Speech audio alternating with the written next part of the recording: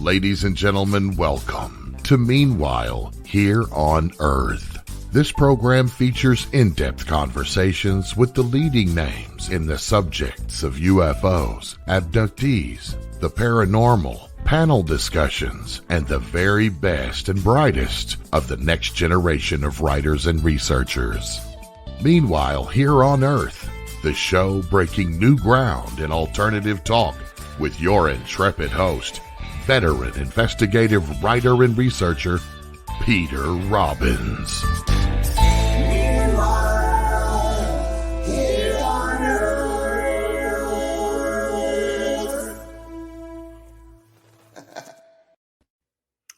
Good evening, morning, or afternoon, depending on where you're listening to us.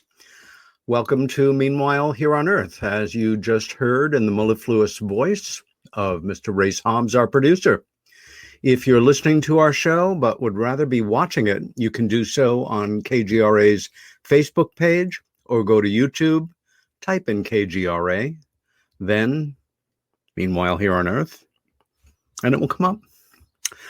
Become a KGRA subscriber, and you can follow all of their terrific shows endlessly. And there are about 80,000 of them, from what I understand from the last official count. We're going to dispense with our monologue tonight and go right to our guest for the evening, Thiago Luiz Ticchetti, whose father was a pilot in the Brazilian Air Force, has been researching the UFO phenomena for more than 25 years. He is co-editor and columnist for Revista, UFO Magazine, and columnist for UFO Truth Magazine in the UK. Luiz has published dozens of articles for UFO magazines and foreign publications. He's the author of 13 books and is currently the president of the Brazilian Commission of Ufologists and MUFON National Director in Brazil. Thiago holds a degree in business administration and executive MBA from the Brazilian Institute of Capital Markets. He lives and works in Brasilia, the capital of Brazil, where he lives with his wife and two beautiful children. Beautiful wife and two beautiful children. His website, and I'm going to go over this again at the end, where you're ready to take it down with a pen or pencil. I'm going to just read the letters. INVESTIGATOOVNI.com.br for Brazil. Thiago Luiz Ticchetti, my dear friend, it is a pleasure to welcome you to Meanwhile Here on Earth. How are you doing this evening? Hello, Peter. Thank you very much to have me here. Very nice to see you again. We are friends since ever. We met in 2013, but I think that we met in past lives, so we are so connected. Thank you to have me here. It is my pleasure. And you may be right. Our connection was very deep and immediate when we met in the south of Brazil, a place where you had been before and I had never been before, to put it mildly. One of the reasons I wanted to have you on the show, besides the fact that you are, I was going to say, one of the fastest rising stars in ufology south of the American border, is first, there, even for people knowledgeable in the work in America, we have something of a blackout of knowledge of what is going on a regular basis in South America, Central America. Brazil is a very active country. Also, for me, especially in this moment in time where UFOs are ubiquitous, they're all over the place. You can't turn on the news without hearing about them.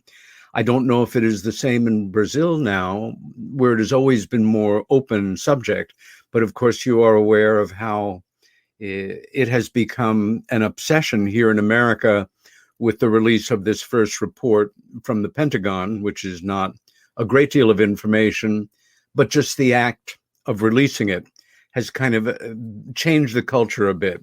You are aware, obviously, of that release, but Brazil is a much more open country historically on this subject as far as the government goes.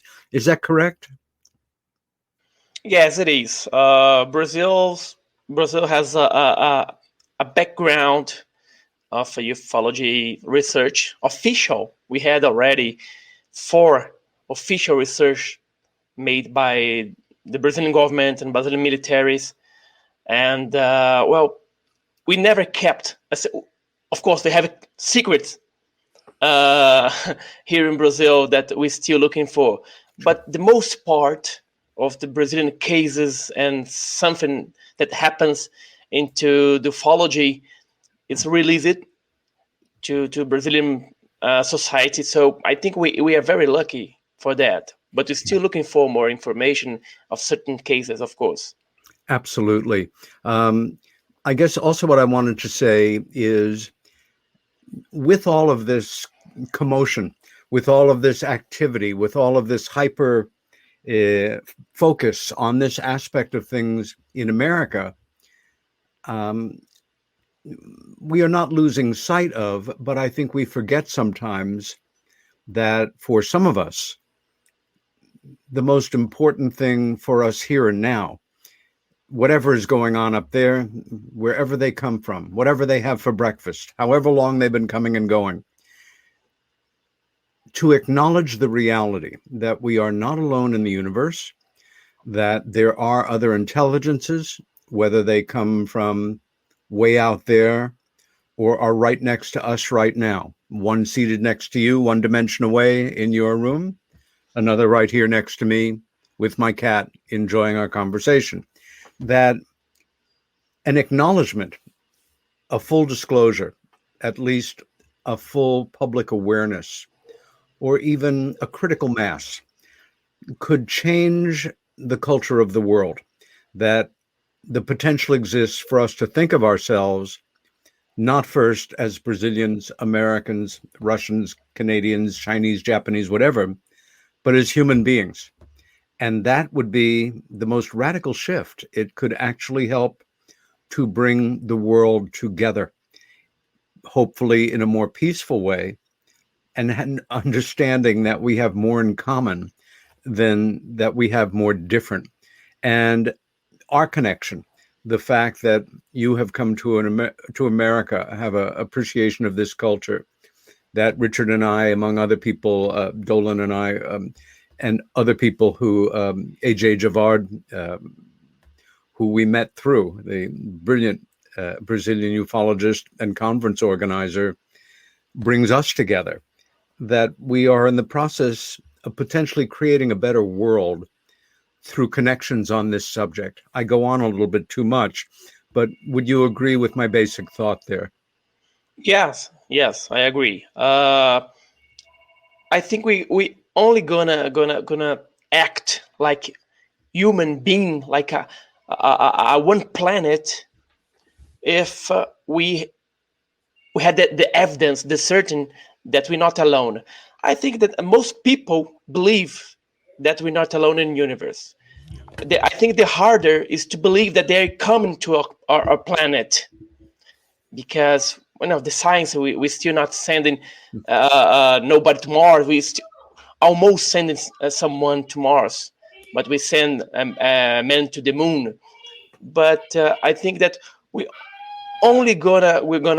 gonna change this mind so selfish as a American, as a North American, as a Brazilian, as a Japanese, when we get to the reality that we are not alone. Yeah. Then we're gonna be a planet, a human kind.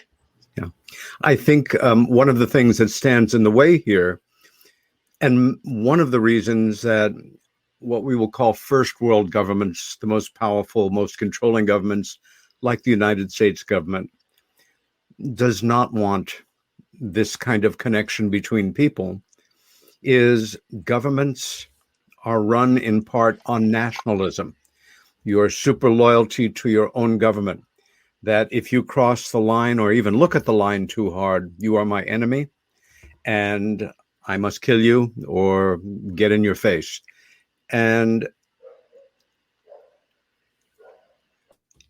we cannot expect, again, first world governments, no matter what is happening with this token report right now in America, to be forthcoming, at least under the current conditions.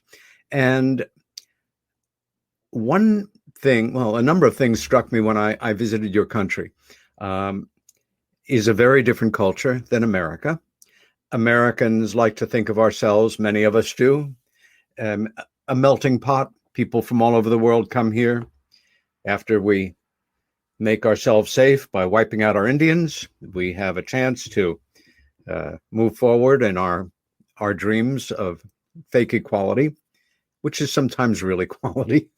But in Brazil, the first thing I noticed was, and I knew a little about the culture, but there's nothing like being another place. Forget what you are reading or learning from a documentary. That first, I look around me at the conference, in the town, on the streets, doing a little tourism, and everybody is every possible color that human skin can have. When you go to a restaurant that has a buffet, and these things are very telling for me. And at first, I was quite giddy. I understood why this would be, but still, there is the food that has come out of the Brazilian culture, out of the native cultures, out of the cultures of Spain and other countries that were first at Portugal. But there is the German food, the Italian food, the Chinese food, the Japanese food. 10% of all Brazilians are of Japanese extraction, and families intermarry very comfortably. And for me, one of the great educations was just sitting at these restaurants, and you know them, they're right in the area where the conference was, looking at these families where there are people as black can be, with people that look very Japanese, with people that obviously look Northern European, other ones who are indigenous looking. I was very knocked out by this. And at the conference, once again, American conferences, it's just the way it is. I hope it changes more and more as time passes. It is mostly white guys. And occasionally we have people of color, Asian descent people, thankfully more and more women, but it is still dominated by one race. And one can argue that, well, maybe white people have overall a little more discretionary spending, luxury of spare time, are being abducted at a higher rate, although why they want us so much, I don't know. But in the conference, there was everybody that I saw on the streets. And I wondered, one of my first questions before we go into talking about how Thiago Luiz Ticchetti became the person he is would you say a wider cross-section of the population of Brazil is more interested in this subject, takes it more seriously, is more open to it than we might find here in America? I think so. Well, we are multi-race people. We have people from all of the world. We are the second place in the world with more Japanese. We just lose to Japan. So we have Italians, we have Germans. Well, Brazil is a big country. I know it's smaller than United States. It is a big country, though. Yes, smaller than the United States, of course. But we receive people from all of the place, and I think one of the mark of our culture is that we are always happy. We of course we have great problems. We still have big problems here in Brazil, political, economical, social. We are, but we never lose our smile. We never will treat bad something that comes to Brazil. One thing, and I'm not saying nothing bad about other countries, but when someone comes to Brazil, we try to understand your language. When we go to another place, when we go to France, to United States, when you go to Mexico, when you go to Japan, we have to speak other language. No one speaks Portuguese to try to understand us. Just a little bit, But when you come to Brazil, we figure out somehow to understand you. If you want to go to take a bus, we try to make some gestures, something like that to understand you. So I think all this culture, all this multiple culture that we have in Brazil makes our mind much more open than other countries. I thank you for bringing that up, because it was an immediate reminder to me also, as somebody who grew up in New York City in great part, but also has had the opportunity to travel quite a lot in my lifetime.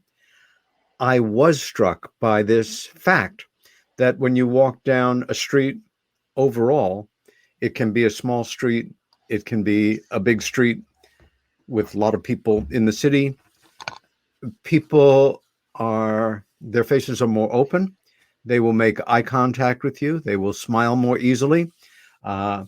Exchanges, people immediately get more comfortable. Also, and this is more an abstract, but people seem more comfortable in their bodies.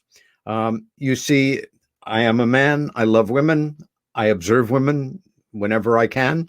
And walking down a street, I see somebody who in American culture, I might say, oh, well, I'm going to be a little critical here, too heavy, too skinny, whatever, as opposed to you look very comfortable in your body and you are rocking it. You look great.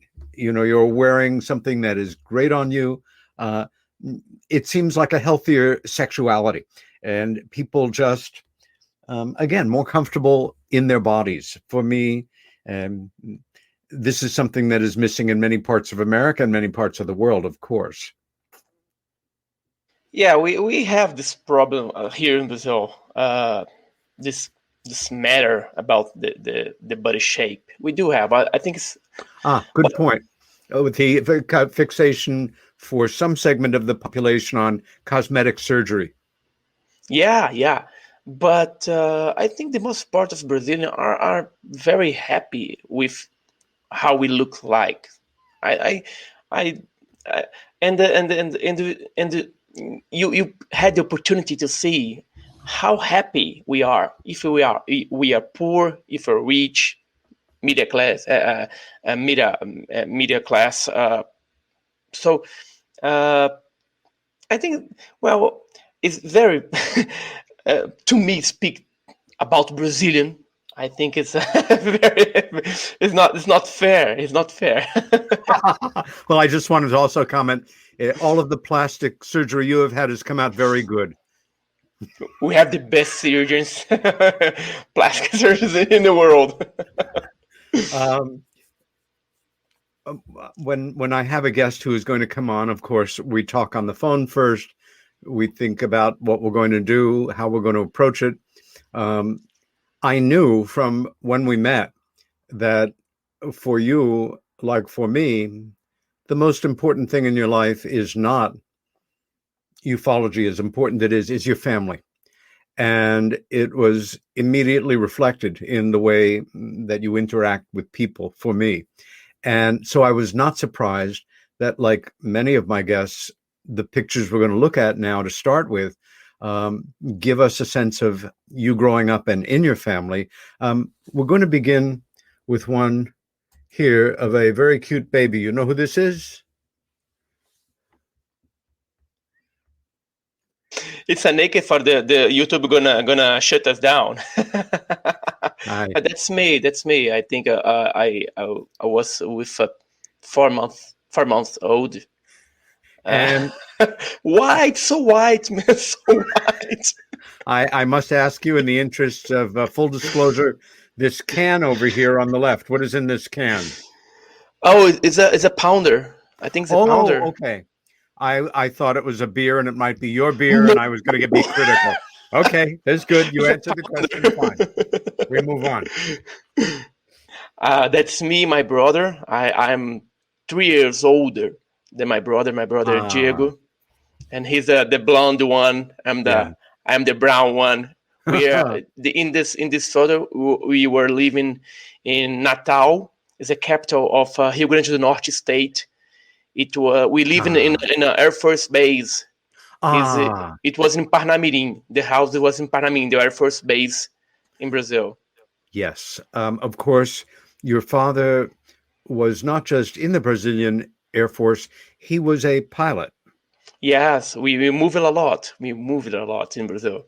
That is quite a life. And this beautiful woman is your mother. It's my mom. This picture was taken in Natal as well. I think it was 1977, 78, something like that. You lived, as most military families do, in a residential area. About how old were you when you started to realize that your father flew aircraft? That has to be, for a boy, a terribly exciting moment, Wow. I think since I was a little boy, I have pictures inside my father aircraft. So I was 2 years old, 3 years old. This one is my father aircraft Chavante 8026 Chavante. Is a Brazilian aircraft fighter, and I had the same clothes of my father. Yes. I love this photo. How can anybody not love this photo? Your father has such an open, kind, wonderful face. There's no mistaking it for me.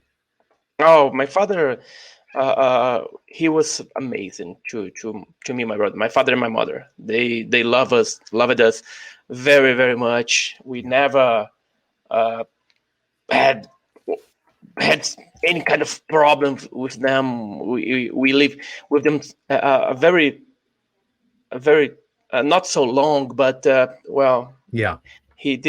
always loved us in all the ways. Well, this my brother when he was born. Look, my hair so beautiful. My hair now it's I had so much hair. Yeah, this only happens in Brazil, not in America. We keep the hair that we have when we are very young. It's very tragic where you are. And this one was in Santa Maria. Santa Maria is a city in Rio Grande do Sul state. Is another Air Force base. And my father was in this time. He was a captain. And we are wearing the same clothes he used to wear when he was flying. That is so cool. Yeah, that is so cool. I love it. Your father died when you were quite young, didn't he? Yeah, my father died. My mother died when I was 17, and my father when I was 18. Good Lord. Can I ask you what happened? That's devastating. Yeah, my mother died because of cancer. She had breast cancer. Yeah. And my father because of AIDS. He got AIDS. Yes. And in 1993, so AIDS appeared in 1985, so 1993 we had the AZT, the medication AZT, the complex of medication AZT, but it was very expensive, very, very expensive. But he got, but was, there's no way. It was almost the same time that Magic Johnson got the AIDS, but he had all the the medications and something that he's still alive. Exactly. We don't have that lucky. 17 and 18, one of the most formative periods of time in your life for you, and it is now just you and your younger brother. What happens to you? Where do you go to live? How does your life proceed at this moment? Well, when my mother, my father died, they were divorced. My mother was already married again, and she had a daughter. And my father married again, and he had twin sister. I have twin sisters. So my mother and my father have me and my brother, and my mother if my stepfather has my little sister Maria. It's not so little anymore. Wow. And my father had two twins, Michelle and Dominique, who lives in Argentina. And was well after they died, I moved to England. Spent some time in England, and my brother went to São Paulo to live with my grandma and my grandfather, my father's fathers, and my father's parents. And I stayed 6-8 months in England, and then I come back to Rio de Janeiro, where I live, and then I moved to Brasilia because my aunt is the tutor of me because I was under 21, so we had to have an adult to take care of me. Yeah. Wow. We now go to this photo, also again from childhood. Yes. And that is you in the upper left? Yes, yeah, that's me playing soccer. It's a condom that I live in Rio de Janeiro, Barra Mares. And there's my friends. We are playing a tournament in Rio de Janeiro. I was quite good. I'm not surprised. I'm not surprised.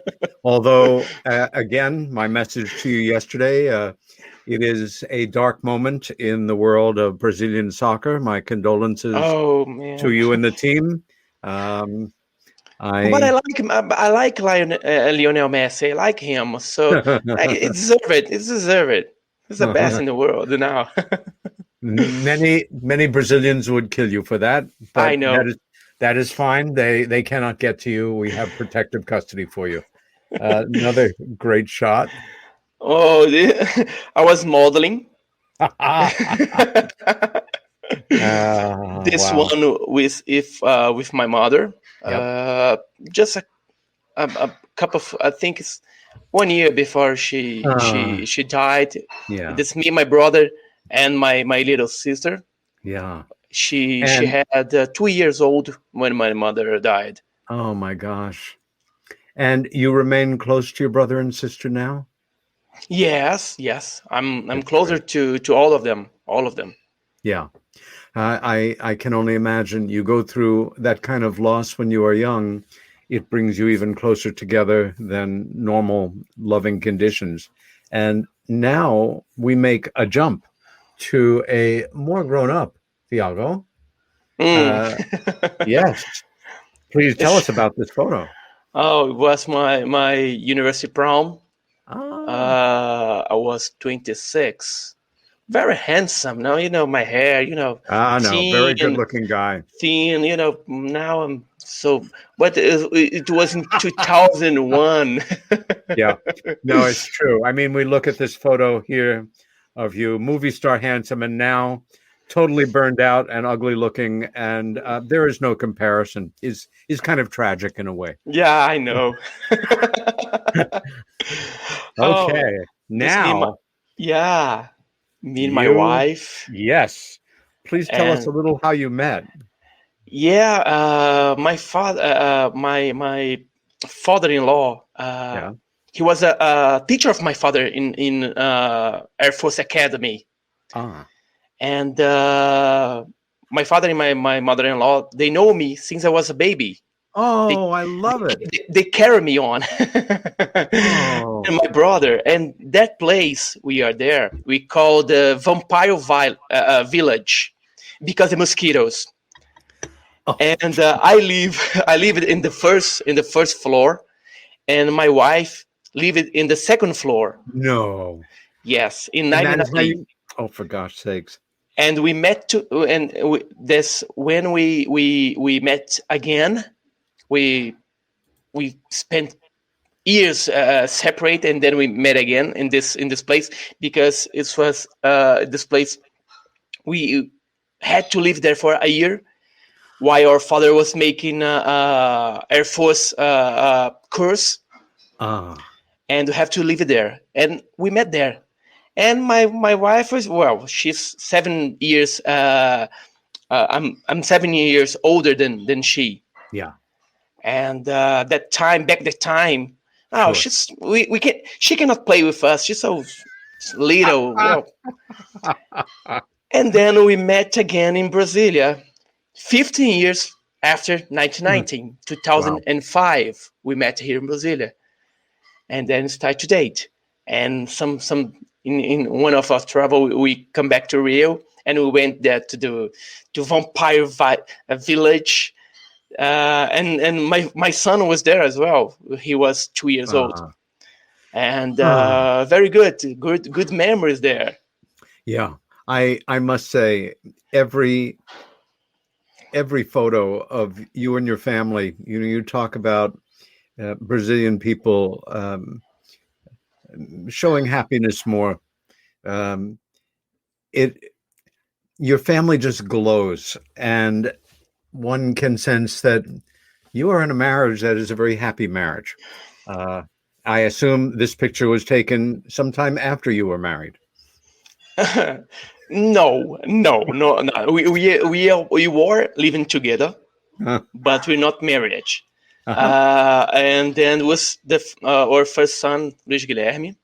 Wonderful. And well, she was pregnant, and we married, civil marriage, on February 18, and our son was born in February 19. Oh. he was born 8 months. We were still looking for. That's the day we met, and the day after Luiz Guilherme was born. He came a month earlier than the expected. And here he is. That's him. Yeah, that's him. And what is your son's name? Luiz Guilherme. Good name. That's him with I think it's 1 year old. We make this picture. Wonderful photo. Yeah, we make a book. We call here book of photos. And when he was 1 year old, very small. I don't know why they grew up.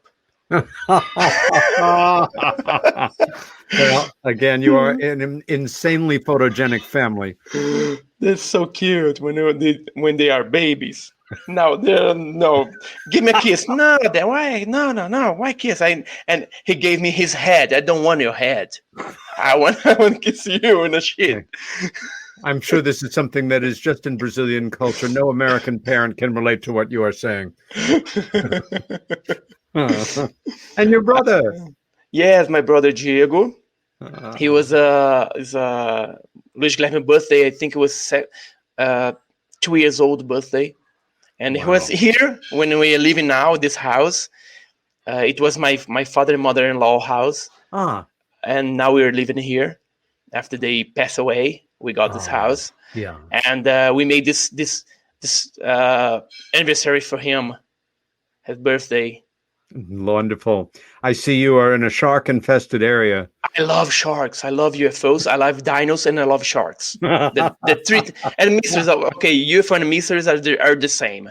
But I love the sharks and I love dinosaurs. You and me both. You have visited New York, and we have one of the most wonderful museums in the world, the Museum of Natural History, which is where, as a boy, I was introduced to the world of sea creatures before I actually experienced them, and is it sets your imagination on fire. Yeah, this was Marcella. Marcella's when she was born. My daughter. That is my mother's name. Marcella. Yeah, it's a good name. It's a very good name. How lovely. Yes, it's because of my Luiz Guilherme is because my name is Thiago Luiz. My brother is Diego Luiz. My father was Luiz Guilherme. My father was Luiz Mauro. And Marcela is because of my father-in-law, who was Marcelo, and she Okay. was Marcela. Beautiful. And they Oh, both. man. Gee whiz. he was 5 years old when he got her. Kids don't get any more cute. No.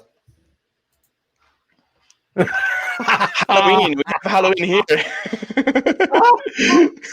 That must be a very special part of being a parent. They You can love dress. they love Halloween. They love Halloween. Always have me. Let's do Halloween, and we're trying here, and we're relieving and condemn that relief. Yeah. To make a Halloween party, because a lot of houses like it too. So the people get custom and go to the house to get trick and Right. Trick or treat. Yeah. Yes. Trick and Well, treat. if I had a daughter, I would hope that she would dress like that all year long. But it's a wonderful Halloween outfit for a kid. That's beautiful. Okay. Oh, again, playing soccer. It was in a university. We had a team there, and it was my friends. I don't see any one of them a long time ago. Yeah. It's very, very, very sad. Well, this was here in Brasilia. It was a Confederations Cup before that preceded the World Cup that we had here in 2014. Yeah. It was in 2013. Brazil against Japan. We won 3-0. Oh boy. Again, as in many countries other than America, soccer is the biggest passionate sport imaginable, eclipsing all the other sports together. Yes. In Brazil, all of the boys born with a ball in their feet.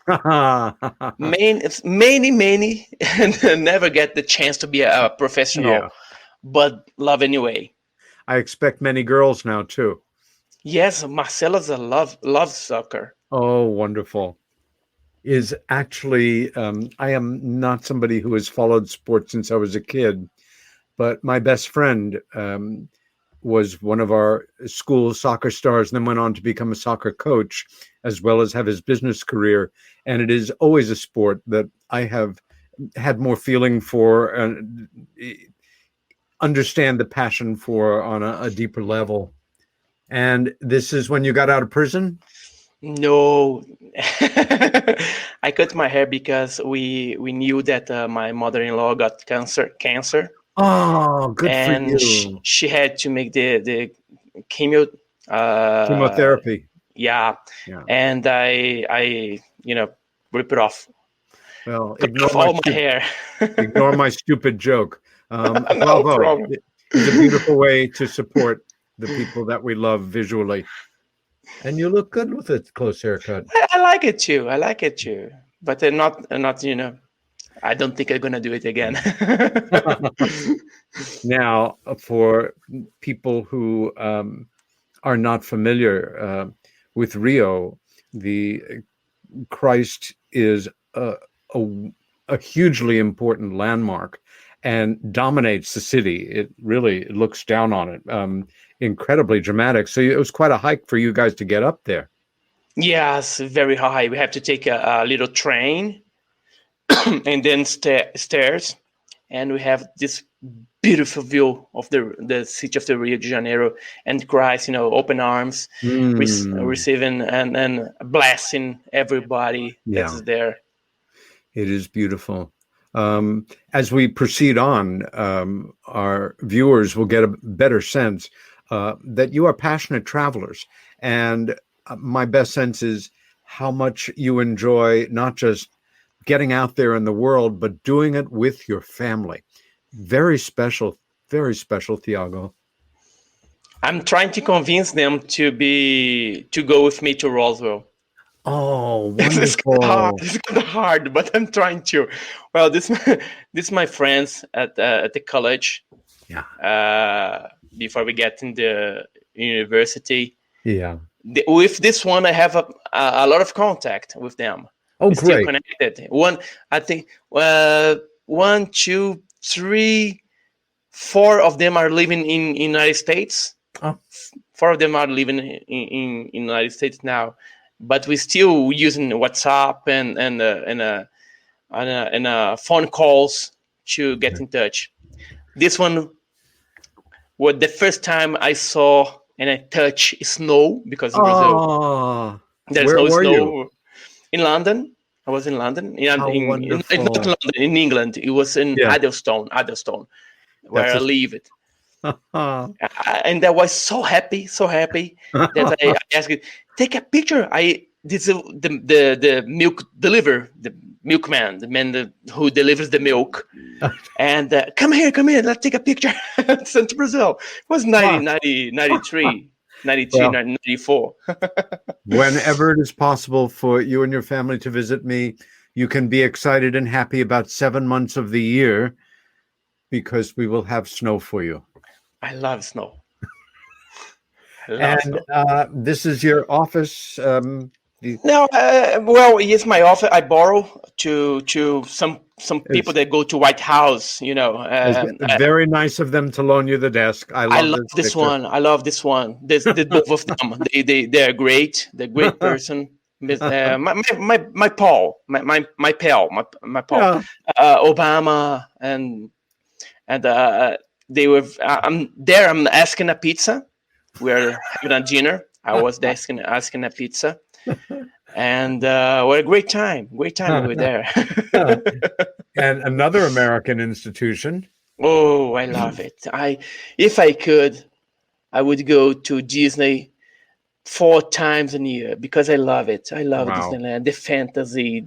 When you go to Disney, you unplug all the problems, because it's a perfect place. I love it. It was the first time I went to Disney World. I was 30. I was 33. Yes, I was 33, and my wife had gone several times before, but was my first time and my mother-in-law first time in Disney World, and I love it. It's a beautiful place, amazing. And now we go to my hometown. I could live in New York easily. I love this country. I love the city. You can do, you can dress as you want, you can walk as you want, and nobody cares, because, well, it's like Brazil. We have a lot of people from different parts of the world live in New York. Yeah, and I had a dream to meet the Statue of Liberty. And I thought it was bigger, but it's not bigger. It's not that bigger. No, I agree with you. I am one of the few people I know that has visited there probably 25 times, starting when I was very young, and many of those times working as a tour guide. But nothing really prepares you for the size or the grace of this statue, how truly remarkably beautiful it is. And we're going to move through these pictures now at a more lively pace, so that we are in a good spot when we come to our break. Here we are in Strawberry Fields in Central Park, the John Lennon Memorial, very special. Yes, it's an amazing place in Central Park. It's beautiful. It's beautiful. It is one of the great parks in the world, for sure. Yeah. 844 acres. And I know a lot of parks. I know Brazil has a great parks, and New York has, and I've been in the Hyde Park in London. Yeah. So I know parks. And, well done. And Central Park is amazing. It is. Well, classical. Classic. It is. This is classic. In the middle of it all. Oh my gosh. Yes. It was in the morning. And we having a breakfast. Perfect place for a nice, relaxed breakfast. Yes, New York is an amazing place. I love it. I love New York. Oh, my dinos. Here we are. Natural Museum. Yep. I love it, Natural Museum. And I went to Natural Museum in New York and in Los Angeles. Yeah. So they're children great.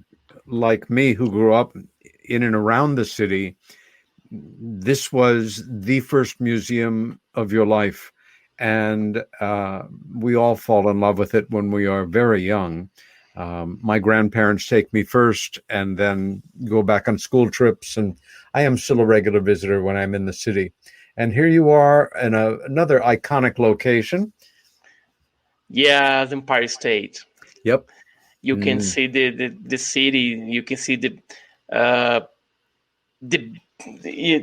grandiosity of the city. It's a city that's true. Never sleeps. Never sleeps. You can do everything you want 24 hours a day. Yeah. And you can see there's no noise up there. Yeah. So you can see the city like calm and beautiful. You can see all the details of the city. And on a clear day or clear night, you can actually see 30 miles in any direction from there. Whoa. Aha. It was in 2012 when I came for the second time to Disney World, and first time of my boy, of Luiz Guilherme. And they love it, Pooh and Tiger. They love it. And when they met them, he asked, "They are true? They're really?" Yes, of course they are. They are. Look at the Pooh.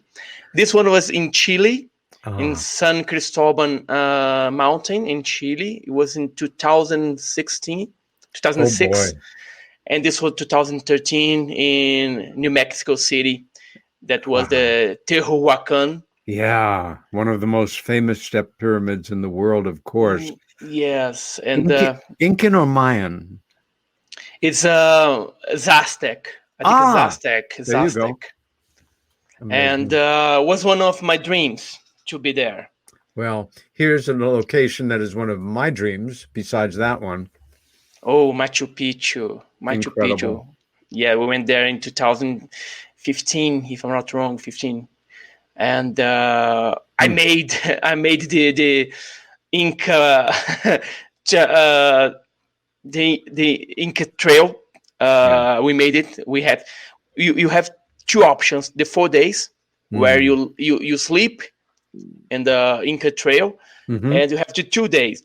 1 day those huge steps, and begin 5 a.m.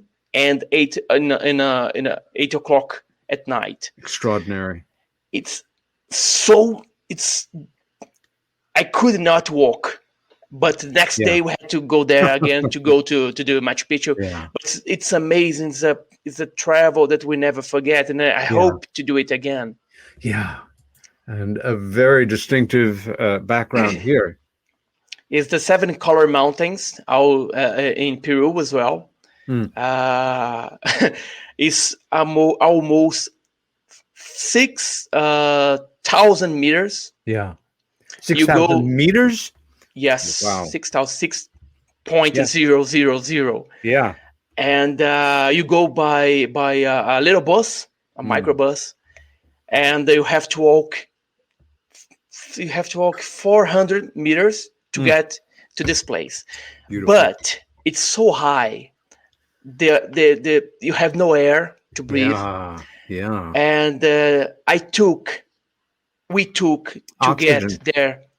We took almost 2 hours to walk 400 meters. Oh my gosh. We walk 5 steps, stop, breathe. More 5 steps, stop. But the kids there who live there, they run upside down. Yeah. It's amazing. The best lungs imaginable. Yes. I almost said this one of the photos in the Inca Trail. Oh, this is Nazca. This is Nazca. You can see the astronaut there. The astronaut over there in one of the mountains. He was in the little left. And we took a bus in Machu Picchu, 5 in the morning. No, in Cusco, 5 in the morning. Travel 7 hours to get to Nazca, and then get on a plane, make a 30 minutes flight to see all the drawings. Yeah. And then more 7 hours to come back to Cusco. Mind blowing. Yeah. Well, this is an example of something that many people feel must be done with assistance of non-human beings. For me, not so much. There are ways, and what the mind of a human being can conceive, it can achieve. But of course, we're talking here about stones that weigh tons and are so perfectly cut that you cannot put a piece of paper between them. Yeah, I tried. This was a Sashoman, and it's amazing. It's huge. I do believe that human did that, but they had some kind of technology. Yeah, amazing, because the cuts were so perfect. Exactly. You cannot put a paper between the rocks. Yeah, everything is engineered like laser. Or melting. They talk about melting rocks. They melt the rocks and they make the shape and leave to get hard again. But it's amazing. It's amazing. It's amazing. It's a magical place. 3D printer of the past. Yeah, that's it. Wow, this is in this is in Mont Blanc, in Genève. Not in Genève, it's in Mont Blanc, France. But I was in Genève to ILO international conference. It was in 2017, and it's a beautiful place. Wow. It was in an ILOT meeting in 2017 as well. Well, it's a beautiful photo we took 2018 before. 18. We made a cruise, departing in Rio de Janeiro, and goes to Uruguay, Argentina, and then come back to Rio. And I took this photo of my boy and my daughter. Well, my boy is a orange belt in judo, and my daughter is a gray belt in judo as well. Bravo. Wonderful. Well, my grandkids, Luke and Leia. Yes, exactly. They're Two great. Yorkshires. We're coming into almost our last 5 minutes before the break. So again, I want to leave the second half of the show to talk about UFOs, actually. I know it's a change of pace. This is obviously Christmas I Can Deduce. Yes. And one of my favorite photos of your two kids. I love this picture. Yeah, in a trip we made to Rio Grande do Norte, in Natal. Yeah. Wow. This is in Los Angeles. Yeah. The County Museum of Natural History in Los Angeles. It's an amazing place as well. There's a lot of dinos. Yeah. So I was very happy to be there. Disneyland. So I know Disney World and know Disneyland. Amazing. And my vaccine. Yes. That I got it on July 23rd. So we here in Brazil, I think we accelerate the vaccination. And I think we're going to, God bless us, in October, I think almost the Brazilian had the shot. Oh, good. Well, okay. Some of my my friends that I had in the UFO Congress, the UFOS in Foz do Iguaçu, yes. JJ Hurtak, I think it's 2015. Yeah, and this is a good point, a good time for me to ask you, because I have not yet. How did you become interested in the subject of UFOs? I always said that I was born with that. I think I was born with that because my father liked it. I don't know if it's DNA. I don't know, but he liked it. Let me cut you off for a moment and ask you, as a military pilot, did he ever mention anything to you about the subject, his interest in the subject, any awareness of it, or did that not come up in your conversations? No, he told me that he liked it. He had the book Chariots of Gods, Eric von Däniken. Right, that's it. And he gave to me, and he bought me magazines, UFO magazines and books about that. He never told me that he saw something. But some years ago, one of his friends and military academy, Air Force Academy. He wrote to me an email. He told me, well, in 1967, we were on a lunchtime at the academy, and more than 200 cadets saw a UFO over the base. My father never told me that. Wow. He never told me. And my father-in-law, he saw a UFO when he was pilot a Chavante as well. And he was in a cockpit of the airplane. It was at night, and he saw a light coming in his direction. And the light came across him and his side, and then passed him again and crossed him again to the back and disappear. He never told me. He never told me that he was a extraterrestrial airship. He always said it's something that I never saw again. How ironic, and a perfect moment for us to go to break. This is Peter Robbins with my special guest coming to us from Brasilia tonight, Thiago Luiz Ticchetti, ufologist extraordinaire. You are watching Meanwhile Here on Earth on KGRA Digital Broadcasting, and we will be back shortly.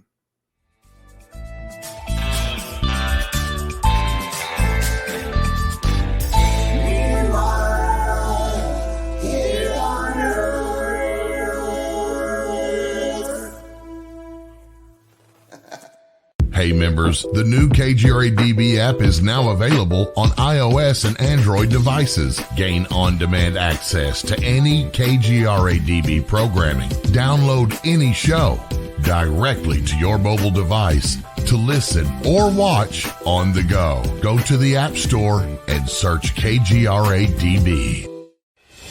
Welcome to the new KGRA digital broadcasting website, thekgradb.com. Here you'll find great new content, including the KGRA Classics, great shows from our archives. You'll be able to see the show times and information so you can see what show is currently on air. The on-air live button, so just go to this section and you'll be able to hear the show live with exceptional sound quality. We also have the Vault section. Make sure to subscribe to get access to great content and special features. We have the make content for our latest news and events, so make sure to sign up and you can be part of our forum. So make sure to check out the new KGRA digital broadcasting website, thekgradb.com. We look forward to seeing you there, and we hope that you enjoy the new website.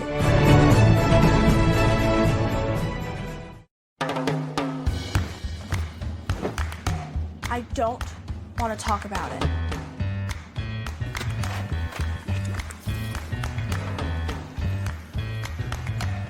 I don't want to talk about it.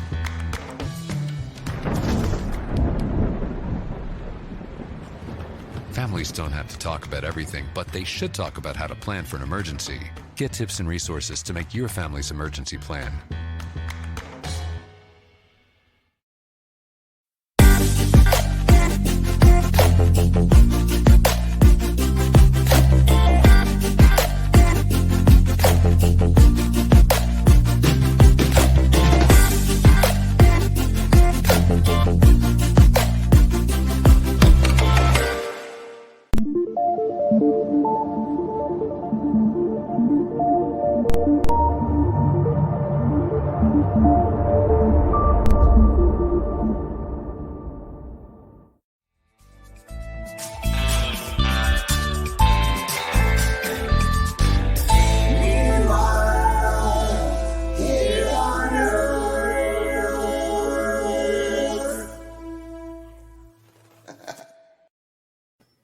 And welcome back to Meanwhile Here on Earth with my special guest, Thiago Luiz Ticchetti.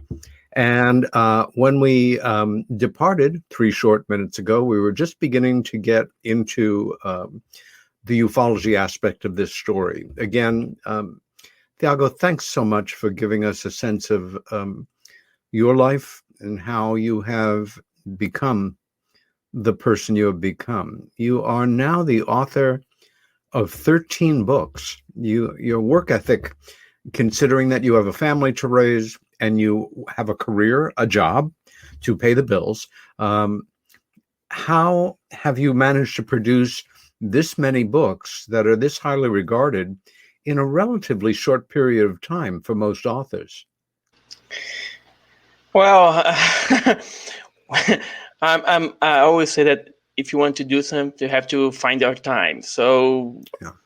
I write sometimes in weekend. When I start to write a book, I make some not schedule. I made some appointments that, today I'm going to write for 1 hour, 2 hours. And I make all the script. I make a script that, you have to research from there to there. And then now you have to start to write. And I know when it start to type, to write, I think I go very fast. Because I have a lot of things in my memory. Of course, I have a lot of books and I have many of sources, but I have a lot of things in my mind. So I start to type and I cannot stop. Let's talk about some of your books before we go on to some of the personalities that you have connected with, dealt with in the world of UFO studies, and then spend some time talking about important cases in Brazilian and South and Central American ufology. I don't have graphics for every one of your books, but as we move through here, give us an idea of what each of these books is about and the translation of the title. Yes, this Universe in Solitude universe is 2 books. When I wrote, I put all the articles that I got published. This one and 1, 2. That was published by UFO magazine, Revista UFO magazine, and UFO Matrix, and the UFO Truth, and some of my articles that never were published. So it's a kind of a compendium of articles about what I wrote about UFO phenomena in magazines. Great. And the UFO Files. There are 3 volumes. There are cases around the world in Brazil that was very a little known here in Brazil. So I dig in interesting cases in a ufology history, translate to Portuguese, and put in this 3-volume collection. And I think the people like it because it's very short and give the people, a basis what ufology is. So I like it. I like these books very much. The quick follow-up question, which is, do some of your books appeal more to people like me and our professional colleagues, and other ones more to just the public at large who want a bigger picture or are looking for a different kind of book, or to, a 101 to begin to educate themselves? Do you find that your audience covers both, scholarly, serious people, serious students of the subject, and people who are just getting into it? Yeah, these 3 volumes is the basic. If you read these three books of, you can see what's going on in ufology. You have a basis, and I have books that as well. People can read it, but I go a little deeper in some subjects like UFO typology, extraterrestrial typology, UFO crashes, and they are, they are focused in a matter, in a subject of ufology. This is the third volume. And this is the UFO extraterrestrial typology guide. This one I have here as well. No, I don't. Very powerful cover. Yeah, it's the third edition. When I made a research with more than 2,000 cases. Wow. And I split in four big groups: animals, humans, exotics, and robotics. So I read the description of the being and start to put him in one of these four big groups. Yeah. This is my first book. This one here. This one I have here in English. Oh man, it's a big book. It is. It's a big book. It's Please. It's more than 500 pages, more than 300 photos and illustrations. Wow. And it covers the great part of UFO cases in Brazil since pre-1930 to 2015. Good Lord. So there's the most amazing cases in Brazil are in this book. This book is in English, of course, to people know what happened in Brazil. This is I knew about this book, of course, from the time you published it. I regret that I have not read it yet, but I did not realize it was so extensive. This would be the book for any of our viewers who want the perfect introduction to the history of UFO across the board, I'm guessing, in Brazilian culture. And this can be gotten on Amazon? Yes, we have it on Amazon.com. Just find the UFO Contacts in Brazil or Thiago Ticchetti. You're going to find it. Great. Outstanding. And another very powerful graphic for sure. And, oh boy. Je n'ai pas parlé français, but this book is the French edition of the UFO Contacts in Brazil. Outstanding. And for the public who speak in French, it's a very good book to me as well. That's great. More than 400 pages and images and photos, and is going very well in Europe. Now, how old are your children now? Luiz Guilherme has 12 and Marcela is nearly 7. They are growing up with an author, a well-known personality in Brazil, and with the subject of ovnis, UFOs, being part of the way they're growing up. I expect that some of, the big television shows that are famous in America, of course, travel around the world, but one in particular that brings together one of the most highly visible personalities in the history of UFOs in the media, and one of the most influential ones in terms of the man, not a man, but the man, the author that first captured your interest on the subject. Here they are with your son. Yes. I love this photo. We had a summit, UFO summit here in Brazil in 2018, and George Tsoukalos and Eric von Däniken came here to make a speech, and I was a speaker as well.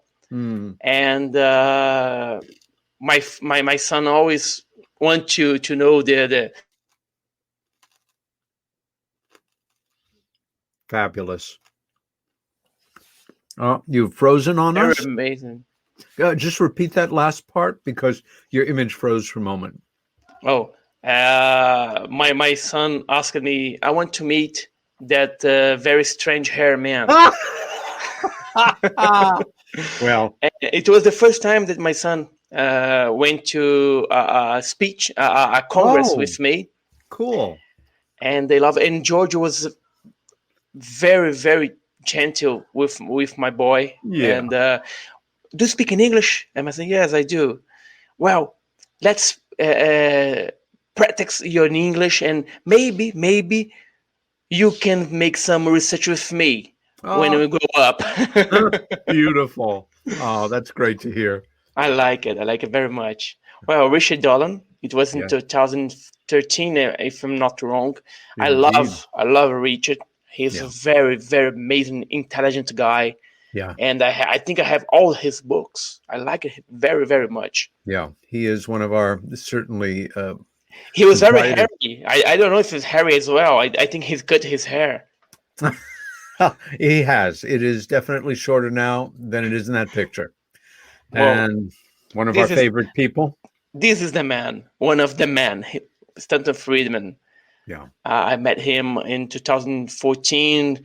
I share with him 2 or 3 more congress here in Brazil. If he sit with him to lunch and start to ask him about the Roosevelt or about something, he never was upset. He stopped to eat and let's talk. Yep, and he that's talked. right. And he talked. He was a very, very good man. Very good. And now he knows what you're looking for. Now he knows the secret. Now he knows the secret. Yeah. Yeah. We miss him very much. A great man and a great guy. Yeah. And another great guy. Yeah, Don Schmidt always ask me, come to Rosa, let's dig something. What are we going to dig? Well, I don't know. Let's dig something in Rosa Desert. Okay, let's go. And I'm planning to go to Rosa. Well, And, I am keeping my fingers crossed that I will also be there. So let's do maybe, it. Yeah, maybe we see each other there next year, which will be massive for the 75th anniversary. Yes, you would be great. Well, Nick Hadford. 2 Englishmen. Nick and Gary Hessentine. Gary is a very good friend, the editor of the UFO Truth magazine, and Nick Hadford. I have many of his books. I love it. He has written many books. In fact, he is one of our truly most prolific UFO and paranormal authors. Every week has a new book. I cannot buy all of them. It's too fast. David Children's amazing guy as well. I love him as well. And he's like a tomato, because you know that because in Foz do Iguaçu it's hot because the Congress was in November. I think it was in October, November, in almost summer in Brazil. And it's very hot. It's very hot. And I think David went to the falls. Oh no! Catarata Falls. So he got the sun. He got the sun, of course, and he's like a tomato. Oh, well, we see pictures here with you and many distinguished personalities, but I'm sorry to say you will take a picture with anybody. I mean, you have no taste at all. This is the best man I ever met in UFO Congress. We took this in 2013, isn't it? Yeah. 14. How the time flies. Yeah, there was the first edition of my book, UFO Typology, Extraterrestrial Typology.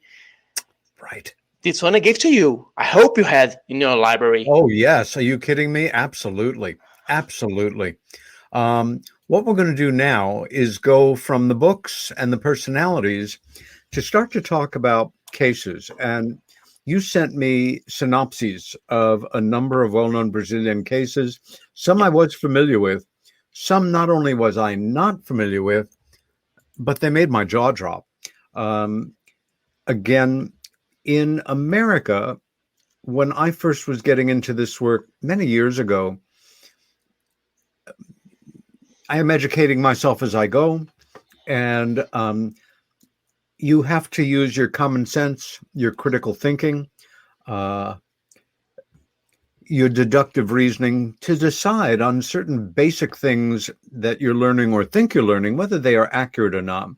And one of the things that was generally put forward in American ufology was, we get these reports of cases from Mexico and South America and the countries in Central America.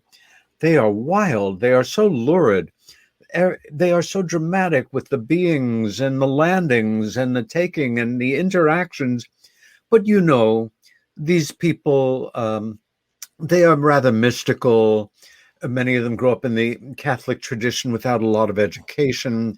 They have all the folklore, and you take what they say with just a little bit of humor, because they are not as sophisticated. I mean, very condescending and very insulting. A way of kind of explaining away what overwhelms us, even if we are involved in the work. And as I started to educate myself more over the years, I see it's true. It's true that there are a greater history of contact cases, multiply witnessed, several, in many cases, of landing cases, of historic interactions with indigenous people, and on, that we don't see quite the same up here. Is that a fair appraisal? It's a generalization for sure, but there is a history that you have helped to record and make available wider and wider that should be of tremendous interest to anybody interested in the subject in America who wants to begin to get a vantage point of it in another culture, again, where the subject is regarded generally more seriously than it is here, or has been till recent years. Yeah, the Brazil, the South America, Central America, we have cases that just happen here in this area, and I know it because when I start to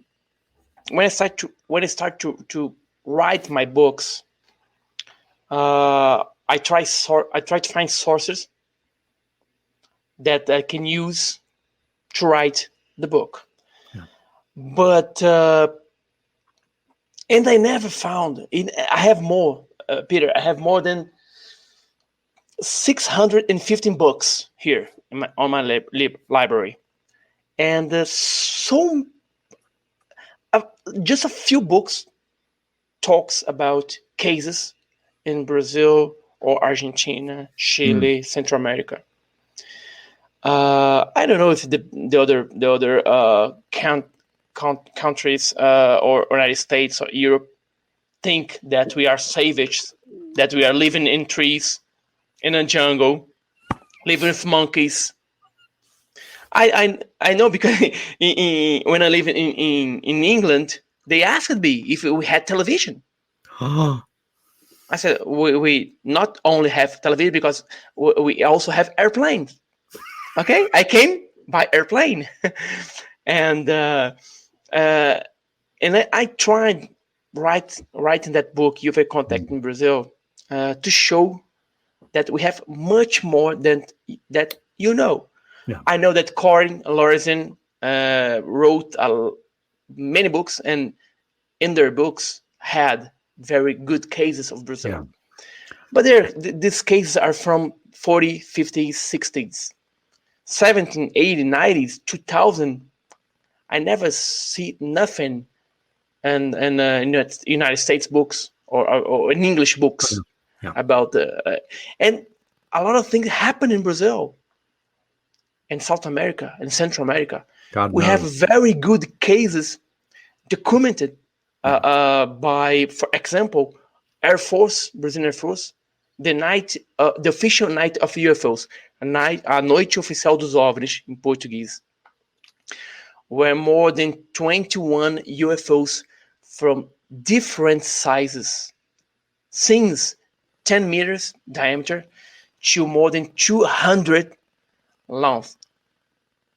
So, and this happened in 1986, and 5 Brazilian jet fighters were scrambled to intercept this object, but never got it. Yeah, because the object were much more faster, intelligent, and made maneuvers that was impossible. So we have a lot of these cases, important cases, and never got to you. Yeah, that's a good segue to start to go to some of the images that you've sent.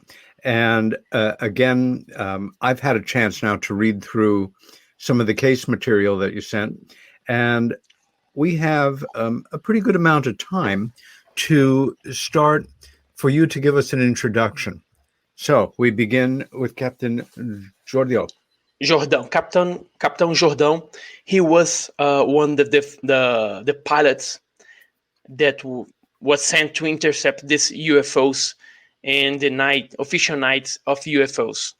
It happened in May 1986, when the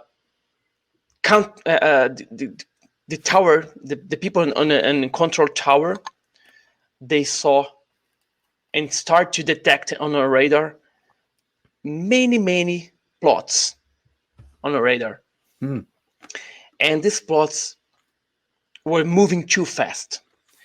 When airplane are in the radar, when they move, they leave a little tail on the radar screen, and these plots just jump it from one point to another point. Jump it. So never was the speed was impossible. Even nowadays was impossible. They were traveling more than 20,000 kilometers per hour to make a point, and they were appearing in several states, cities, and 3 states of Brazil: Minas Gerais, Brasília, São Paulo, and Rio de Janeiro. 4. Brazil is not a state; is a federal capital, so it's not a state. And the people in the ground, in a tower, and the pilots, and Captain Jordão was one of them, saw the UFOs. Captain Jordão were in the air when he got 6 UFOs in his right side and 7 in his left side. Several sizes, and he could not. They never tried to shut them down. Never, because they were so amazing with that. Well, they was playing cat and mouse. Playing with the Brazilian airplanes, and it was Chavante. It's not Chavante. It was Mirage and F5. They're supersonic airplanes. So they never got the UFO. The UFO was playing with them. Is this from the same case, this lieutenant? Yes, Lieutenant Kleber Marinho. He saw the UFOs, 3 UFOs in front of him, but the radar didn't catch it. To the radar, well, they are not here. Well, they are here. They are in front of me. The 3 of them in front of me, and they use the turbo of the airplane. And when he was almost getting the UFOs, they speed away. Just playing with that. Well, this event took almost 6-7 hours until the morning of May 20 in 1986. And after that, all the press knew what's going on, and the chief of Brazilian Air Force made a press conference and said, put all the pilots there. There were 5 pilots in them. For the first time, well, what we chased was some kind of intelligent type of airplane, or controlled by some kind of intelligence, that this is not from this Is Earth. this the same case? No, this is another case. Okay. So we just got in, and he promised, well, we'll publish a report about this case. We have already the audios of the pilots and the control. Yeah. We have the audios. Is already released, but only in 2011 or 12, after 30 years, almost 30 years, they released the report. And in the report, they concluded that what was that was intelligent, and it was not made in this planet. So we have a great evidence, and we're still looking for, because some says that at least one of the airplanes had a camera, and he filmed the UFOs. So we're still looking for to find this film and to release this film to the society. We're still looking for. Even with a more open-minded government, still things are kept repressed. Is the nature of the military intelligence community, or kept or lost? Okay, or lost because we don't have this kind of careful to the things, to these things. I know that. That's good to hear. So we move on to this next intriguing case, which begins with this image.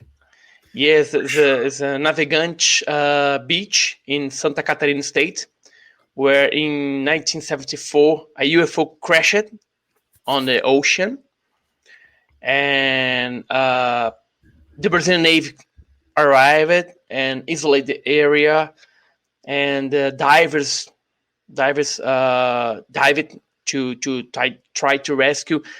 Before that, sailors, fishermen thought that it was an airplane. So when this thing crashing on the sea, it's very, very similar to Shag Harbor incident.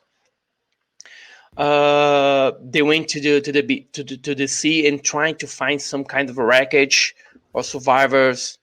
They never found, and then the Navy arrived and isolated the area and asked for one of the fishermen. Well, you stay awake all the night to see something emerge. And well, the fishermen stayed there. Wow! And this was the shape of their aircraft. And he stayed awake the whole night. But in the morning, when the Navy arrived again, nothing has happened. I just saw some ships, Navy ships came, and some divers dived, and nothing happened. No, okay. Later on, Carlos Machado is a Brazilian ufologist who researched this case. They know that Brazilian Navy found the shape, the ship, got it, put in underwater. They put some chains, something like it, and drag their shape to another place. And then what happened, we don't know. But it was one of the Brazilian UFO crashes that happened here. Boy. This image, I think a few more are about the plate operation, Operação Prato. This is real photos made by a military team that was sent to Colares, is a city in Pará state, and Bahia do Sol is a city as well, because this is the famous chupa-chupa case, suck, because these lights, these ships shoot some kind of array or laser in people and suck their energy. Whoa. Because why I'm saying energy? Because after that, the people got anemia. So they took the blood of these people. And these people, this is a suck machine. So became a chupa-chupa. And in many cities of Pará state and Maranhão state, many people are leaving the town. Many towns became a ghost towns. Oh my! Because people are so scared and they left the towns, or many of them lock the doors, the windows. But even there, even that, the UFOs or these lights was they stood hovering over the houses and shoot the ray, and the ray Good Lord. crossed through the walls or the Sure. windows The and ceiling. got the ceiling and struck the people. Ah, And we had a many cases. One person officially one person was dead because anemia, because after oh he my. got the laser of this ship or something whatever. And the mayors of many mayors of these cities asking to Brazilian Air Force, well, had to have to send someone there because it is in the air. It's in the air. It's an airplane. The airplane is concerned about you. And they sent this military team to there. And they took more than 200 photos, films, and almost got in touch with one of the entities. And for some reason, we don't know why, when they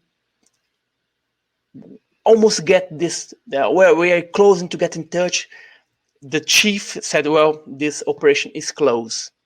We don't go there anymore. We never know that.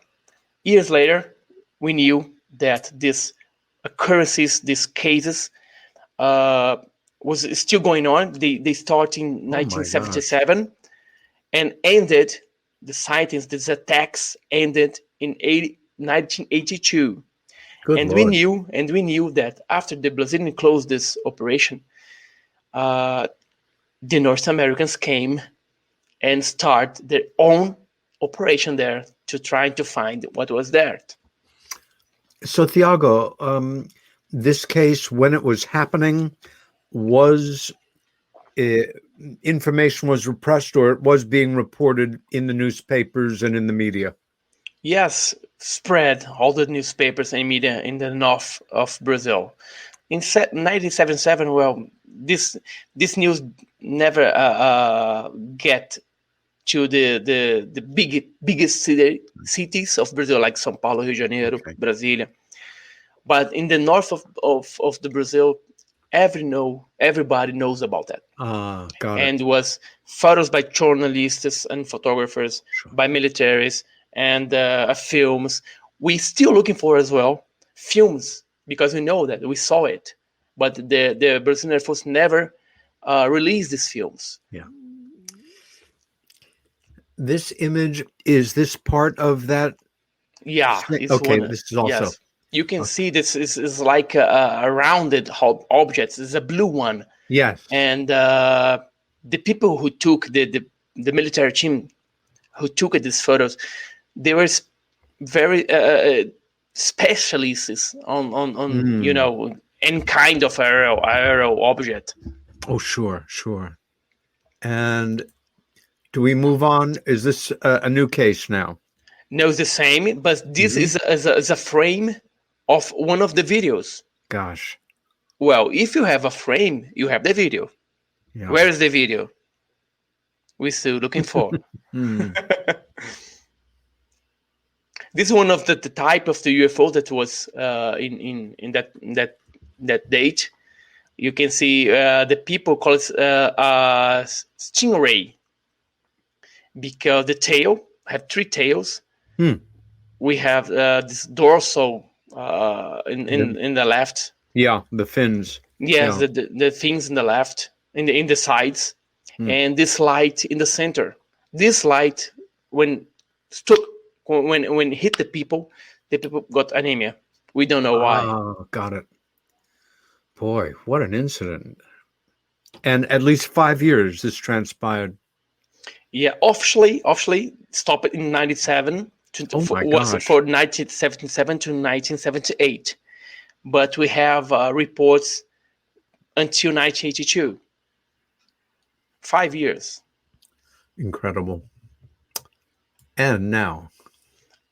Also, one of the ships, and in this report, the witness saw this ship. Oh my gosh. With the red light There's a ray that hit one of the people, and inside this object, this cylinder, you can see it.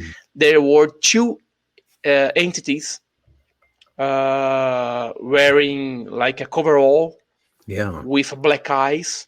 It's not gray because it's taller, and there was inside this object just watching and hitting people with this ray.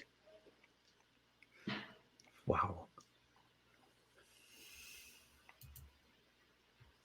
Also, one of the ships, it was several types of ships: cylindrical, flying disc, stingray. So we don't know what was there. And there was no chance to be a secret airplane in 1977 hitting people in the middle of the jungle. Yeah, and this is not a configuration I think we have figured out yet to fly. Yeah. Wow.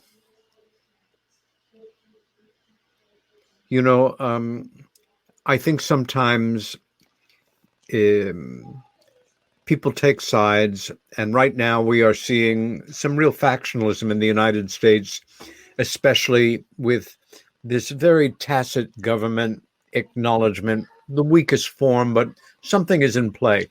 And there are people who are saying, this is all a cover for building more advanced weapon systems, and we should, see them as a threat. And really, they are good, and they just want, human beings to evolve and develop their spirituality and join with us, higher life forms in the universe. I think maybe the wrong question is, are they good or are they bad? They're doing what they're doing for whatever their reasons. However, in a series of incidents like this, where what we can observe is that they are selectively hurting people and hurting the health of people, one has to wonder. Also, I think sometimes, certainly here, people get very caught up in, are they good, are they bad, without thinking that we are probably dealing with a variety of thems coming from different places in this dimension, in other dimensions, from way the heck out in the cosmos to maybe nearer neighbor stars, and that they may have the pantheon of feelings and relationships to us that we have to each other, from the truly enlightened and empathetic and caring to the pathological, and seeing us on a certain level for what we are. We are our worst enemy. We are the pathology on this planet. We are destroying our host organism. We are not a good thing, perhaps in the mind of other intelligences that value this special little planet for their own reasons. Again, behavior like we're describing here, you try to think to yourself, why are they doing what they're doing? Unless it's like a great video game of, oh, I got one. Oh, I got one too. It's just guessing. Yeah. This one is a frame of the video of the case happened in here in Brasilia. It's a Paranoá Dome where three businessmen were coming from Tocantins, is a state, and they was followed by a huge UFO for almost all the way to Brasilia.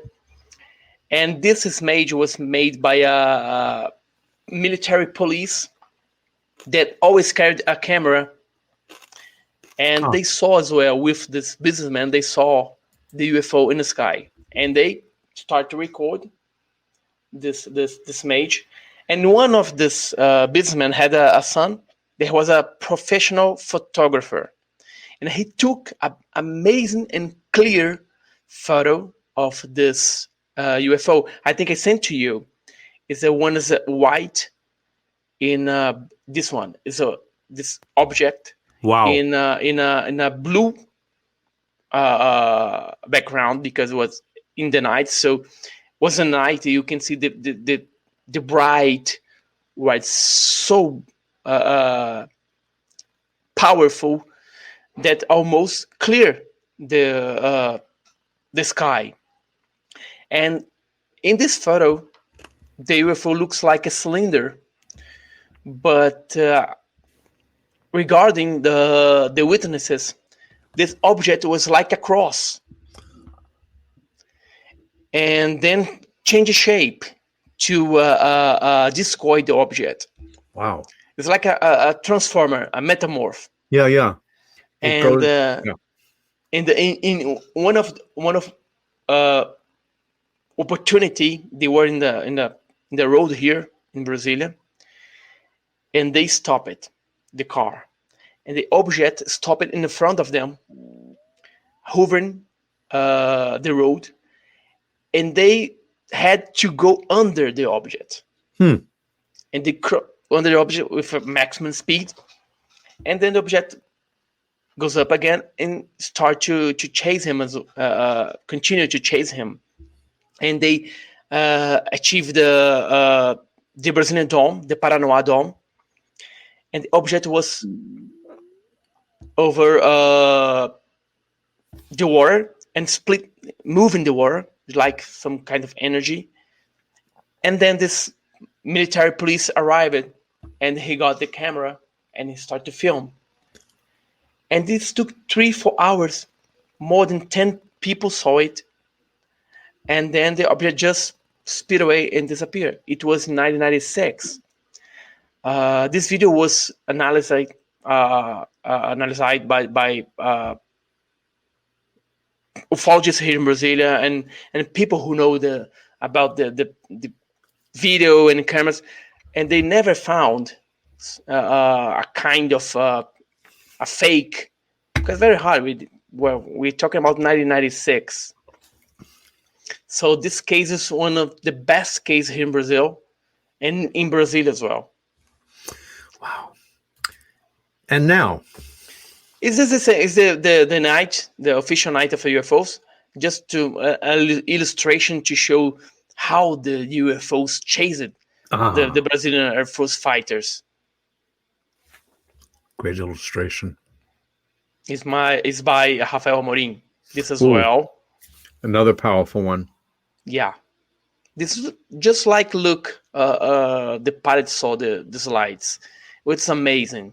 One of the pilot told to the control in the ground, the tower control in the ground. That said, well, this is a UFO party in the sky. Oh. Wow. Let's spend a little time on talking about some of the cases that you sent me abstracts or brief descriptions of that completely intrigued me. In America, I think it was in 1976 or 77 that we first began to get the first serious reports, in this case from law enforcement, of so-called cattle mutilations, the abduction of cattle and then the return of the body, but often with advanced medical procedures performed on it, and in a state where no predator, from an insect to an animal, would approach the remains of the animal in question. This is not so much a cattle mutilation case, but in 1970, we have the Palma Vala case where we have an abducted calf. People saw it disappear into the air. Can you tell us a little about this case? Yes, it happened in Alegrete, in Rio Grande do Sul, where in 1970, where a farmer was, walking in his area and saw a huge UFO over his cattle, and suddenly this UFO shot a type of ray and got the cattle, one of the cattle, and abducted, just disappear. We don't have here in Brazil cattle mutilation. We don't have it. It's very, very rare. We have chupacabra, but we don't have the cattle mutilation. And this abduction of a cattle was the first time that we know that something like that happened. We have a lot of illustration and drawings showing UFOs, abduction a cattle, a cow, something like that. But this was the first time. And this farmer, this cowboy, he had a cousin that he was from the Air Force, and he asked him, well, we have to investigate it. And they did. And they found where the cattle was, abducted. They found a black spot of burning grass. And they very rounded, perfect rounded, a perfect circle.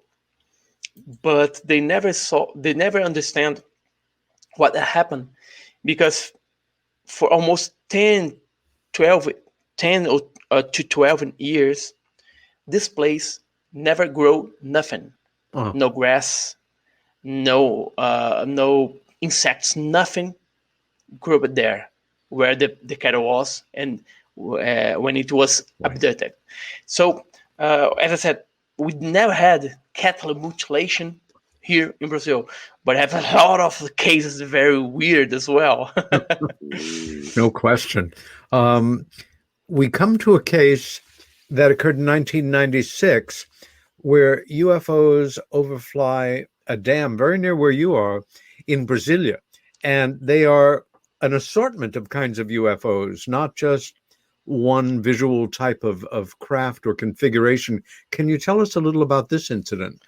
Is this the we have spoke about that? It was a document in Brasilia. Okay. But I have one case that I didn't send to you. Is the João Prestes case, happened in the 40s. João Prestes was getting home when he saw a UFO. And for no reason, this UFO shot him a ray of a beam of light. Damn. And instantly, João Prestes started to feel sick. And in a couple of hours, his flesh was melted. Oh my Lord. And leaving his bone, showing his bone. And in 7 hours, he was dead. Just like a radiation, just like a Hiroshima and Nagasaki. Yeah, that's what it sounds like. And this case is very known here in Brazil. Some say that he had already a disease. Some say that no, he was hit by a UFO. Yeah. But I don't record if any other country in the world had so many cases where the UFOs trying to attack people. And we have a lot of here. We have the Vilas Boas case. He was abducted to have a sexual relation with an alien. Right. We have this João Prestes who was killed. We have the Crab Island, where three fishermen were sleeping in their boat, and a light killed one of them with mysterious circumstances. We don't know. So I don't know if it happened in other place in the world. Thiago, are there reports from surrounding countries that touch on Brazil, like Paraguay, that have the same or even any kind of incidents of these extremely violent attacks that you see in Brazilian UFO studies? We have in Venezuela, Venezuela, Argentina, and Chile from 1952 to 1955. We had a type of, I'm looking for it here now. We had a type of aliens, small aliens, like monkeys with a very hard hair and a helmet. They're trying to abduct two truck drivers in Venezuela. And despite they are very small, they're very strong. And one of the truck drivers tried to cut the alien with a knife. Oh boy! When he hit the entity, it's like hitting a steel. Huh. So never cut. And they tried to push the entity. The entity, okay, fall back, but came with toward him harder and tried to get him to put it in a circular in a spherical UFO. And we have also in Paraguay, I think, one being trying to grab a little girl, and his father tried to fight with him. And this alien, something like that, grabbed kind of a box. He was in his belt and shoot a ray in his man, and he got leukemia and died as well. So we have these very weird cases in South America. We have also UFO crashing in Argentina in South in 1995. We have in South America and Central America, we have very types and different types of UFO cases. This has been, for me, an incredible way to introduce the different UFO culture, the different characterizations of cases that are so endemic, so defining of our neighbor south of the border, Brazil. I obviously want to thank you so much for joining me tonight. And to leave on a different note, though, again, you and I are examples of how this work can bring people together in the world, and we will be friends always. The part of Brazil where we met, where AJ Javard's conference was held, what is the name of that city again? Foz do Iguaçu. Okay. Foz do Iguaçu in Paraná State. Not far from there, we come to a natural area, one of the great natural wonders of the world. And by chance, it is where, is it 3 countries come together at that point?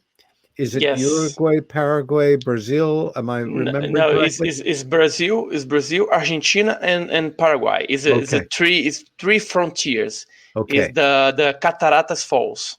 That's it. And I grew up in New York State. I live here still. We are supposedly famous for Niagara Falls. One of the things is a big, very dramatic waterfall. I live in an area, rural, 20 minutes drive from here is the second highest falls in New York State. It's just a skinny one.